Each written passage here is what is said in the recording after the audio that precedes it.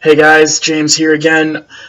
Today I had a call with my marketing guy, and yesterday I had a call with my designer. So I thought for this video I'd take a couple minutes and talk to you guys a little bit about the other people who are involved in this process besides me. Obviously, I'm the main guy because I'm the writer, but there are a number of other people who can, and I would say should, figure into the creation of a book. The first one after myself, after the author, is the editor. And I'm actually going to do an entire video on editors and how to find them and how to work with them and all that other stuff. I'm going to be talking about that a good bit because finding the editor and getting to work with them is one of the next big projects and big steps that I have. So I'm going to do a whole other video on that probably over the weekend. The next person, so I'm not going to say as much about it now, but the editor is super important. Let's leave it at that for now. The next person is the designer. The designer is the person who's going to do the book cover and who is going to do the back cover as well, actually the entire cover, front, back, and spine, and also do the interior layout to make sure that your text looks really pretty and everything is spaced out correctly, and if you have charts or exercises like I'm going to have, that those look really professional.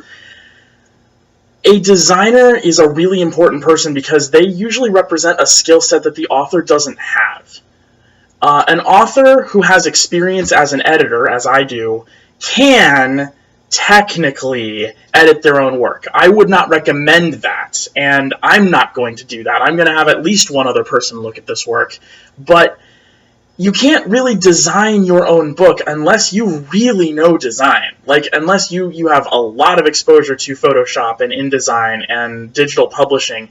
My exposure to digital publishing is one class that I took in graduate school for half of a semester. So I know enough not to completely screw myself over in Photoshop or InDesign, but I could not design a book cover. Or do a layout the way that my designer can. So that's I still think the editor is the most important, but the designer is in many ways the most indispensable because their skill set is so much different from the author's most of the time.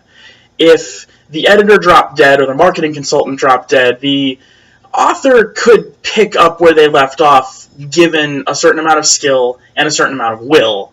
But if my designer dropped dead, I'd need to go find another designer.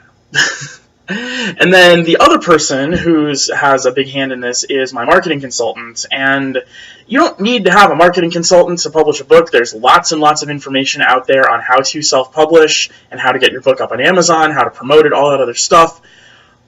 This case study that I'm doing right now is going to be that kind of resource as well. But I am working with a marketing consultant for a couple of reasons.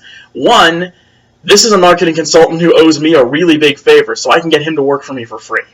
Not everybody can do that, so that's, I guess, a little bit more of the unfair advantage thing that I talked about earlier. He's also a very good friend of mine and a business partner in some other ventures, so we've known for a while that he was going to help me with this.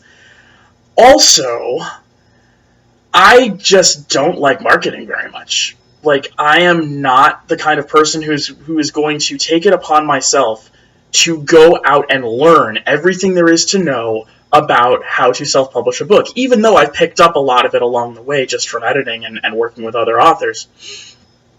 I would much rather work very closely with someone who knows that stuff inside and out and can tell me what to do and how to do it.